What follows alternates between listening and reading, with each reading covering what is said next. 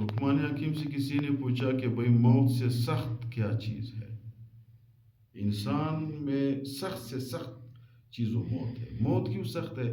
جب بندہ مر گیا تو بچے بھی رہ گئے، گھر بھی رہ گیا، مال بھی رہ گئے، بیوی بھی رہ گئی، رشتہ دار بھی رہ گئے، عزیز گاؤں مالا سب کچھ رہ جاتا ہے، تو سخت سے سخت چیز ہے۔ تو لقمان حکیم سے کسی نے پوچھا یہ بتاؤ کہ موت سے سخت چیز کیا ہے؟ لقمان حکیم صاحب نے جو جواب دیا ہے تو میرے بھائی وہ انسان کے دل میں لگ جاتا ہے۔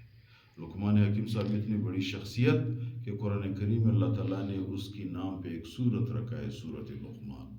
لقمان حکیم صاحب نے اپنے بچے کو بہت نصیحتیں کی، قرآن کریم میں اس کی پورا تفسیر موجود ہے۔ کچھ باتیں لقمان حکیم صاحب کے سنہری باتوں پہ آ گئے، لوگوں کے لیے نصیحت بن جاتے ہیں، لوگوں کے لیے راستے کے راہ اس کے لیے بن جاتا ہے، مشکلات کے حل ان کے بن جاتے ہیں اگر اس پہ کوئی بندہ عمل کرے۔ تو جب پوچھا کہ موت سے سخت چیز کون سا ہے، لقمان حکیم صاحب نے جواب دیا اصل انسان جب کم اصل انسان کے محتاج ہو گیا یہ موت سے بھی سخت ہے۔ کیا مطلب؟ ایک بندہ اصل ہے، ایک بندہ میرے بھائیوں اصل زادہ ہے، ایک بندہ اخلاقی ہے، شریف بندہ ہے، اگر کسی کم اصل بندے کے محتاج ہو گیا، مثال کے طور پر آپ لوگوں نے دیکھا ہوگا دفتر میں کوئی بندہ جاتا ہے، ادھر چھوٹا بچہ بیٹھا ہوتا ہے 20 سال کا، ایک بوڑھا بندہ جاتا ہے اس کی باپ کی جگہ پہ ہوتا ہے، وہ کوئی کاغذ دے دیتے کہتے ہیں اے بوڑھے ادھر جاؤ، کم اصل انسان ہے، ان کی عزت نہیں کرتا۔